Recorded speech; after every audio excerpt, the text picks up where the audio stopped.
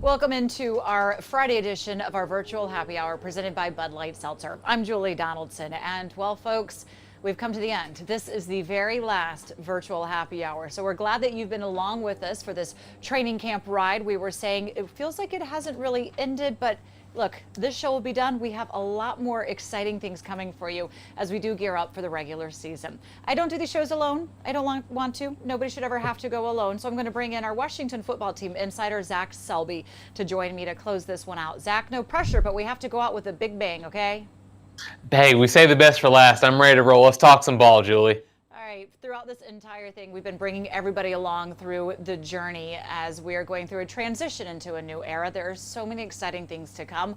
And now at FedEx Field, the new sign is going up that says Washington football established in 1932. It's exciting as we start our tab here to see the transition. We know sometimes it's a little bit difficult, but once you start seeing it come to life a little bit, Zach, it's pretty cool to see this. Yeah, it really is. And, it's just another reminder that we are just on the doorstep of the 2020 season. It's really, really exciting for a lot of different reasons.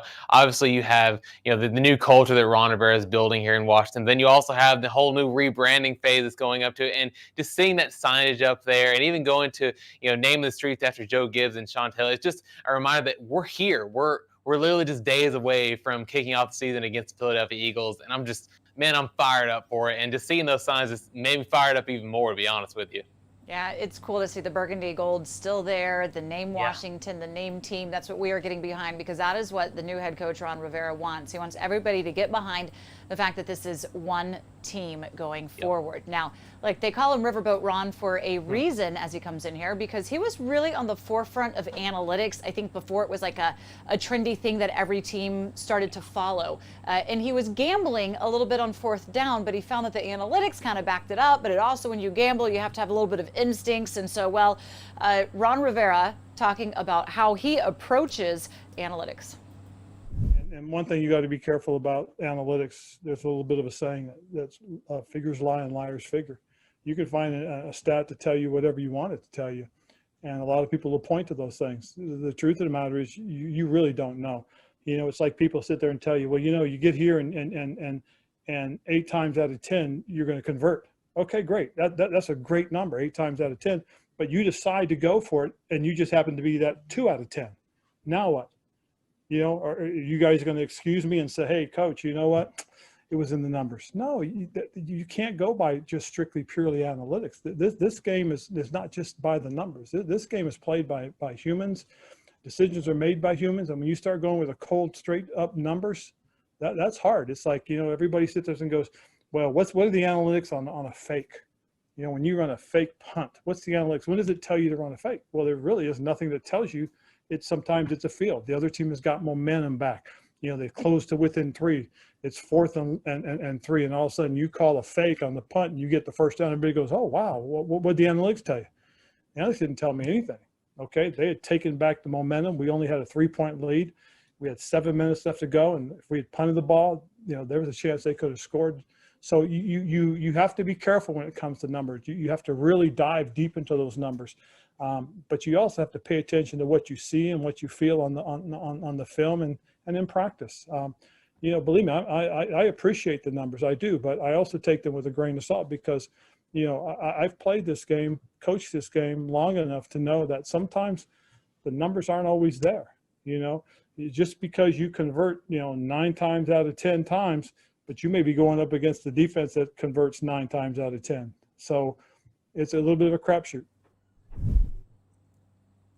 Riverboat Ron will take it. We like the gambles. We like that they've worked out in his favor more than not. And can probably expect that a little bit as we go forward, Zach. But kind of help us understand exactly what's going on with this whole gambling on fourth down, the analytics, and the gut.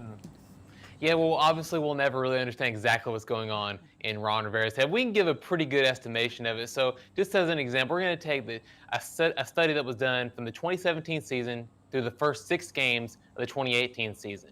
Of that time span, he went for it on fourth down 12 times from the 50 to the opponent's 25-yard line. Of those 12 attempts, he made it 7 times, which is over 50%, and he went 5-5 in those games. Now I know that 5-5 does not sound like a lot, but it does show you that Ron Rivera is willing to take the chances to win the games no matter what happens. And that gives me some comfort knowing that he's willing to gamble to do whatever it takes to come on the other side of the game victorious.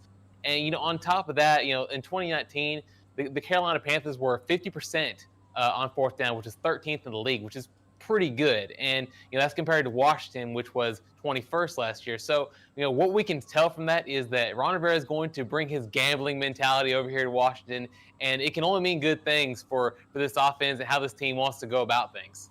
When you factor in the personnel and the guys that will be out there and maybe the scheme and such, how do you see that kind of faring in the system and the players that they have now? Well, I think it's going to work out a lot, and it really goes back into the versatility that this offense has. One of the best things you can have as a gambler is have all the options in your favor. And with the versatility that this offense has, you have Antonio Gibson, you have J.D. McKissick, you have Antonio Gandy-Golden, you have Terry McLaurin, and Dwayne Haskins leading all of that on top of that as well. So it feels good to know that you have such versatility and different options to go for on fourth down. So in terms of having the deck stacked for you, that the offense is definitely doing its part in that regard. He is the head coach. It is his decision to go for it or not. And also, as we get up to cut down day, which is tomorrow, where they go to 53, it's his decision on who's going to make the roster. He made a very difficult one this morning, and today spoke about the decision to release Adrian Peterson. What did he say? He honestly said that, look, it's not really about what this team, what Adrian Peterson couldn't do. It's about what these other players, these young running backs on the roster can do. And he said it was a tough decision. he said he woke up at 4 or 3 in the morning and just woke up and said, how do I tell this to Adrian Peterson, a first ballot Hall of Famer in his eyes. So it's a tough decision, but he wants to do things in the right thought process. He wants to make the right decision for this team, and as tough as it is, he feels like putting his faith and trust in these young running backs is the best option for this team going forward. And as tough as it is, AP will not be a part of that equation, and we're all going to miss him for sure. He had major contributions on offense the last few seasons, was the offensive MVP 2 years ago. Last season probably could have been that as well. It's very difficult to part ways with a player that is so stand up, but Adrian's days with this team are done. We do wish him the best wherever his future does lead him. Of course, we know that also leads him to the Hall of Fame. When we come back here on our virtual happy hour, we will start a tab, and we'll see what's on tap. Take me out to the ball game. Take me out to the couch. Baseball or football or racquetball. We don't mind, we'll watch any at all. 'Cause it's a root for the home team. No way, we don't really care.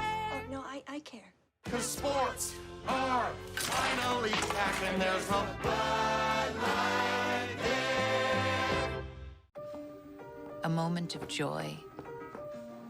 A source of inspiration, an act of kindness, an old friend, a new beginning, some welcome relief, or a cause for celebration.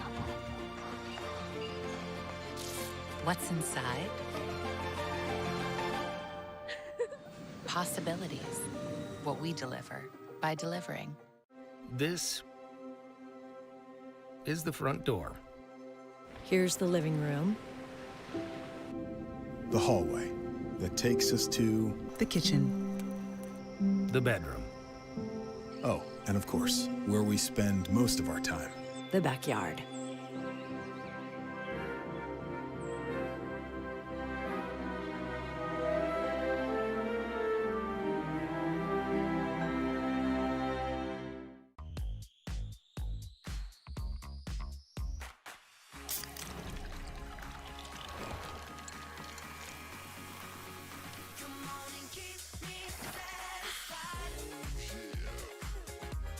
NFL Network has training camp coverage from around the league. And it's never about them. It's about what we do. And your first look at rookies and stars in their new homes. Yeah, baby, yeah! Inside Training Camp Live continues tomorrow at 1 on NFL Network.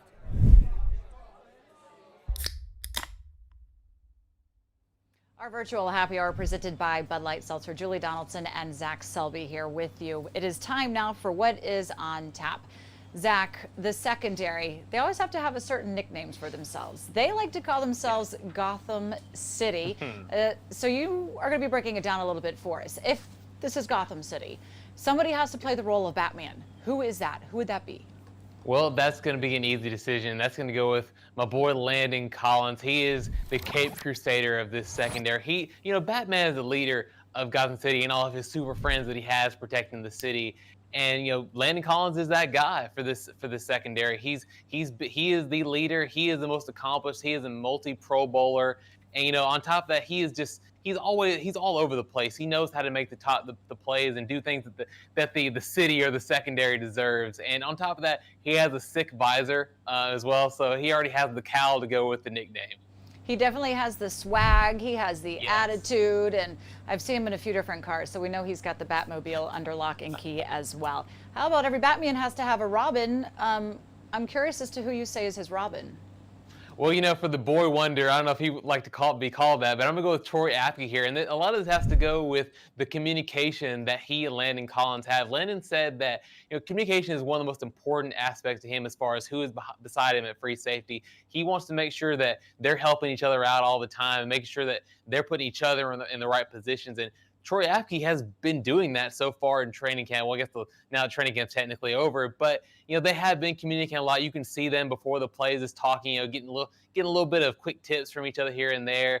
And on top of that, Troy Apke is also just picking Landon's brain on a lot of things, trying to make sure that he's in the best position and making sure that he's being the best free safety that he possibly can. So, as far as a good companion duo between those two, you can't ask for a better pairing than Landon Collins and Troy Apke. And he's definitely a speedster. There is no questioning how quick he is on the field as well. Right. I'm really curious and interested to see, where he does really fit in the defense and how it's going to look as we get into the season with the Eagles coming up shortly. The Joker, I'm very curious as well as the Joker. I think I have a good idea, though. Well, we're going to go with another name of the People's Corner, Jimmy Moreland for the Joker. First of all, he's hilarious, according to Ron Rivera. We'll have to get him to do a stand-up comedy routine sometime so we can hear those jokes. But, on top of his sense of humor, another thing that the Joker has always been in Gotham City is a thorn in their side. He's always making problems. And Jimmy Moreland does that for offenses. He's primarily been like the nickel back, but he's been a problem for opposing quarterbacks. And, during Sunday's practice, which was very, very heavily emphasizing competition, he had a couple of really good plays. He broke up a pass, in red zone drills, and then a play later, he had almost an interception in the end zone over Logan Thomas. So, he's been a problem, and, it's a good problem to have for Washington for sure, but it's going to be a bad issue for opposing offenses once the season rolls around. I know he is going to exactly follow everything that you just said there. The one thing that I really want to see him pick up on, and that I know he will, is getting those interceptions. He was around the ball, disruptive, but last season he just wasn't bringing them in, and we know he has the abilities to do that. So I'm excited to see that development and growth within his game, the way that they use him in this scheme. How about the Riddler? Yeah, well, we're going to go with the ultimate problem for offenses. That's going to be Kendall Fuller at the outside corner position. But, the reason that I call him the Riddler is because you don't know what he's going to do on defense, because he's played on the outside and on the inside and done pretty well at both of those positions. So, they don't know, the offenses aren't really going to know how to deal with him, and they don't know, they're not going to sure how they're going to get a look from him. They're not going to really sure how they're going to attack him. So it's definitely going to be a puzzle for offenses to see how they're going to approach Kendall Fuller and how he's going to defend them. So he's another guy that's going to be a problem for offenses. I can't wait to see what he does. If we're going to go to the Nightwing, I'm not even really sure that I know this part within the movie or within the comic book, but tell me what the Nightwing is. Well, you kind of played into it there, Julie. The Nightwing is not a guy that a lot of, casual, comic book fans have really heard about. And, you say he's underrated, and that's kind of what Ronald Darby is. Nobody really knows that much about, you got Landon Collins out there, you got Kendall Fuller out there, still in the show for him. But Ronald Darby is also really good as well. I'll bring it up again. His rookie season, he was a Pro Football Focus Defensive Rookie of the Year. And then for the NFL side, he was also a Defensive Rookie of the Month in September. And he's done some really good things with Philadelphia and in Buffalo. he's kind of gone under the radar the past couple of seasons, but he could be primed for a very good year as the opposite outside corner to Kendall Fuller. So wait and see what he's got to show for us this year. I can't wait to see it. When healthy, he can be a force to reckon with, of course. Yes. Plenty of motivation going up against his former team in Week 1 in the Eagles. So there you go, everybody. There is Gotham City. Have we crossed this with any of the guys in the secondary yet, or do we need to? I think we need to bring it up to him. We need to make a presentation about, okay, this is why you're Gotham City, and this is why everybody is each other's names. I think they'll buy it. I think they will. Just making sure everybody knows that this is not their official nicknames in Gotham City. This is what you deemed them as. So fun. Yeah. Nice way to break it down. Gotham City have a hard time trying to get any passes on them. When we come back, we're going to be cheersing Montez Sweat. It is a very special day for him and a fun interview. It's coming up. Our new home. There's so much space. We have a guest room now. But we have ants. You're slouching again, Ted. Expired. Expired. Expired. Thanks, Aunt Bonnie. It's a lot of house. I hope you can keep it clean. At least Geico makes bundling our home and car insurance easy. Which helps us save a lot of money. Oh, Teddy, did you get my friend request? I'll have to check. Aunt Joni's here. For bundling made easy, go to geico.com. Take me out to the ball game. Take me out to the couch. Baseball or football or racquetball, we don't mind, we'll watch any at all. 'Cause it's root for the home team. No way, we don't really care. Oh, no, I care. 'Cause sports are finally back and there's a Bud Light there.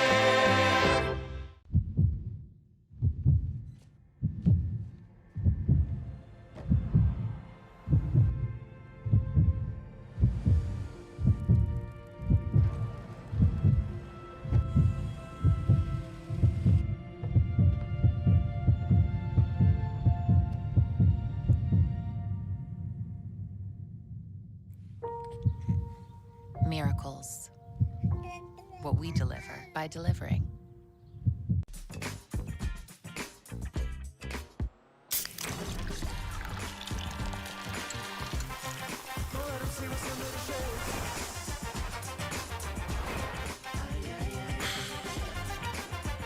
NFL Network has training camp coverage from around the league. And it's never about them. It's about what we do. And your first look at rookies and stars in their new homes. Yeah, baby, yeah! Inside Training Camp Live continues tomorrow at 1 on NFL Network.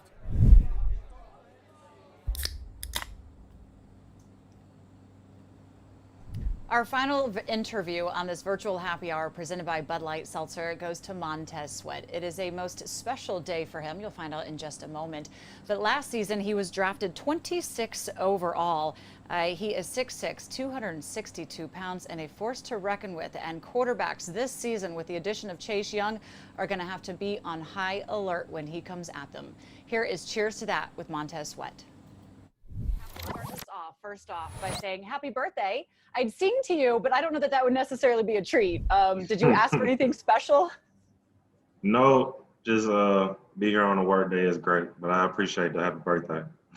So you're telling me there's no celebration, there's no cake, there's nothing coming for you later? Not really, just back to the grind. Oh, if I knew that, I'd have at least brought you a cupcake and had it snuck between our COVID lines of separation. Well, happy birthday anyway. So here you are entering year 2. You know, the team moved up last year to get you in the first round, and you really showed why they did that, especially the second half of the season, as you finished with 7 sacks, 5.5 coming in those last 8 games. What was it between the first and the second half of the season that you kind of seemed to find your rhythm? It was the experience. I mean, I think as time goes on, you can't do nothing but get better after seeing certain formations and certain people you're playing against, and kind of learning from the people around you, just moving forward. Of those sacks, is there a quarterback that kind of resonates maybe a little bit more weight for you than others? I mean, that was pretty cool to get just because we went to Mississippi State, my alma mater, so that was pretty cool to tell the guys about that I went to school with and played with. Is there a conversation with Dak then afterwards?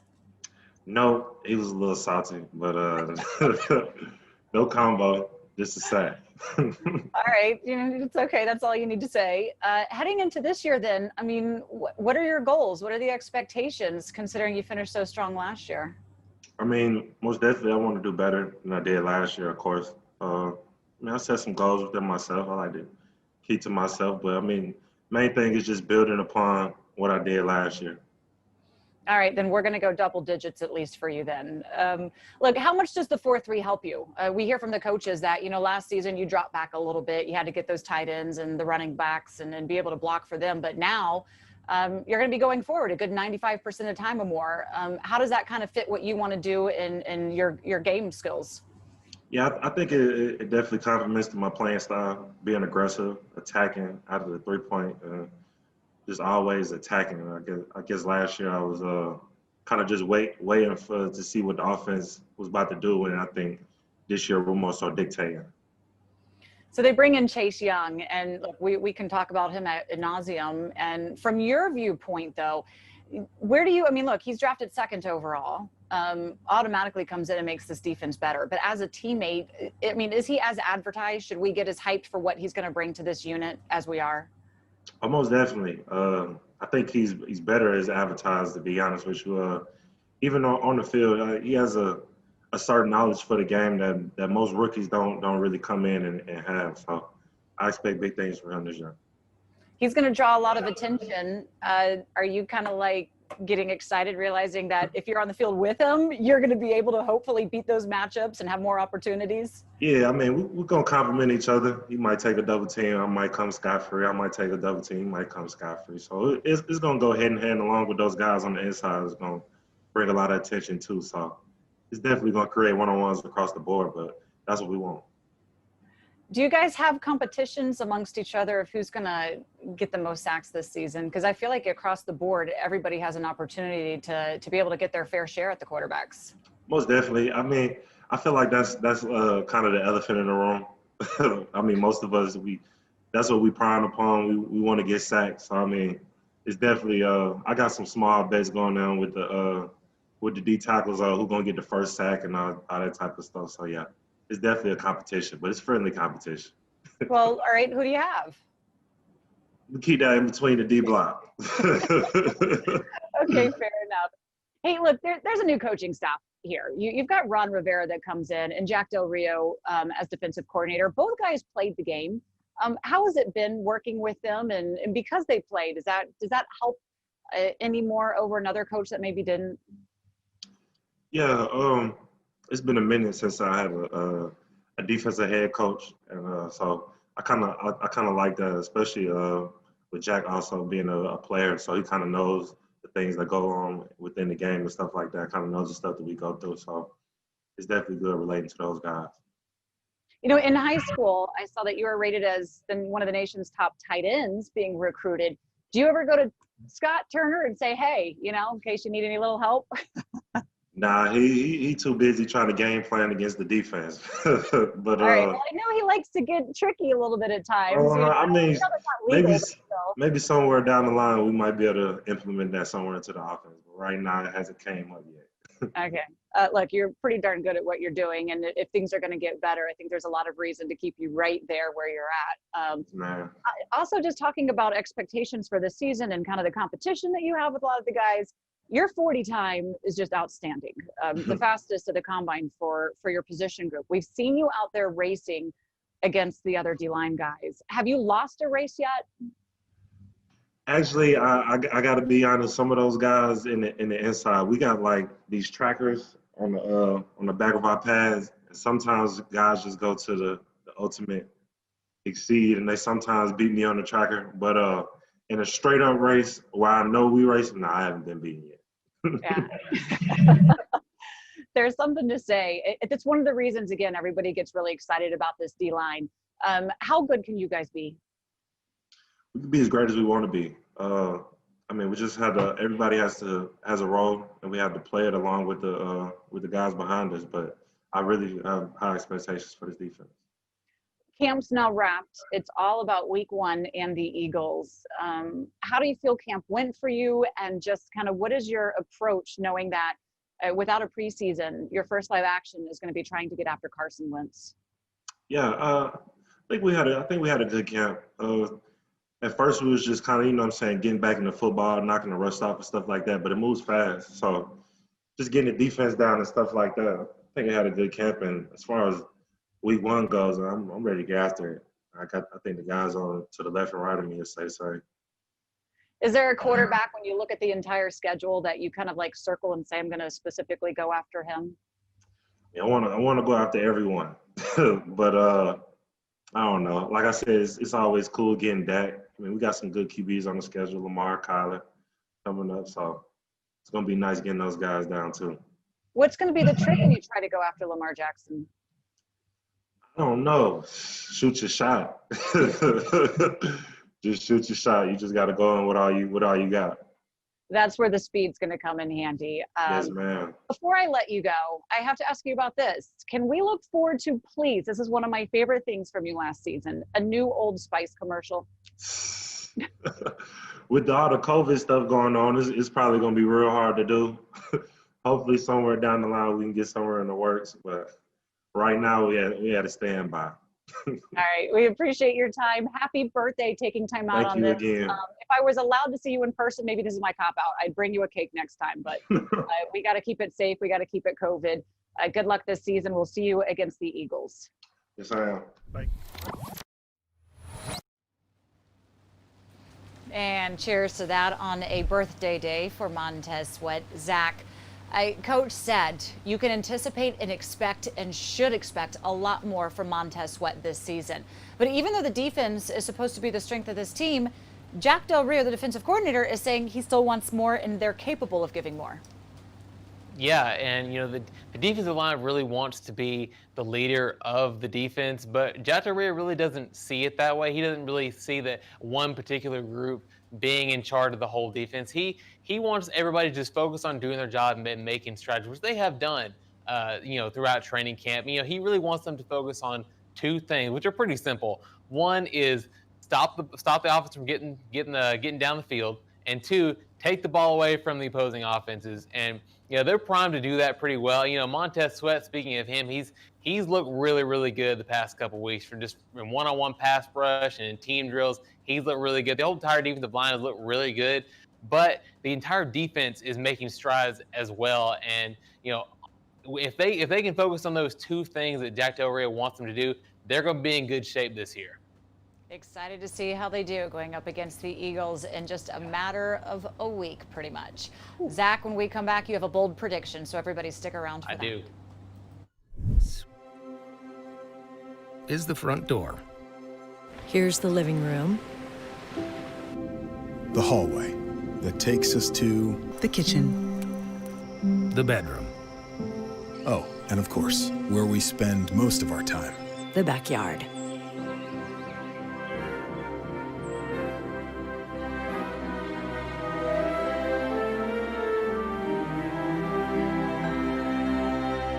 Gene, did you know Geico is now offering an extra 15% credit on car and motorcycle policies? That's great. That's 15% on top of what Geico could already save you. So what are you waiting for? John Stamos to knit you a scarf? I'll finish, Gene. Enjoy. Thank you. I give. The stitch work is impeccable. That's just a double fleck pattern with a reverse garter stitch. No big deal. Is your hair this soft? Softer. Geico. Save an extra 15% when you switch by October 7th. Take me out to the ball game. Take me out to the couch. Baseball or football or racquetball. We don't mind, we'll watch any at all. 'Cause it's root for the home team. Oh, way we don't really care. Oh, no, I care. 'Cause sports are finally back and there's a Bud Light there.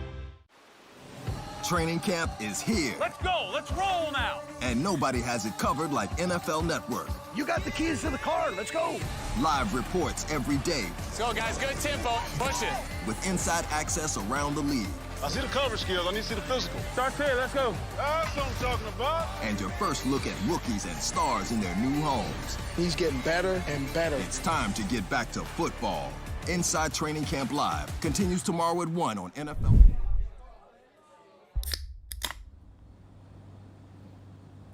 It is time to close out our final virtual happy hour presented by Bud Light Seltzer. Zach, we have to close with a bold prediction. What is it?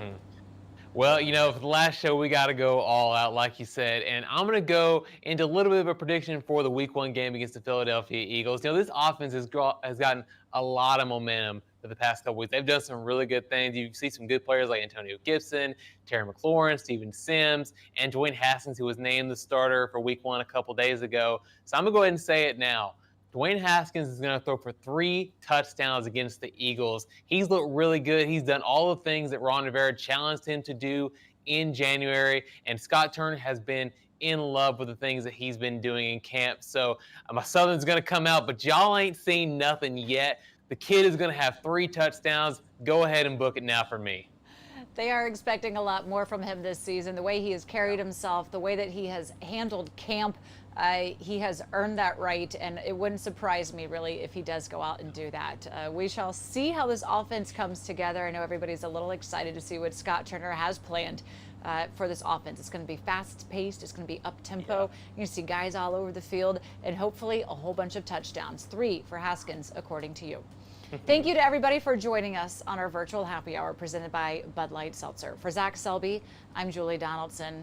I can't say I'll see you tomorrow because we don't have this tomorrow. But don't worry, you will see us pretty soon all over the place. New programming is coming up. New shows are coming up. We are going to give you as much information as we can. Unprecedented, Zach.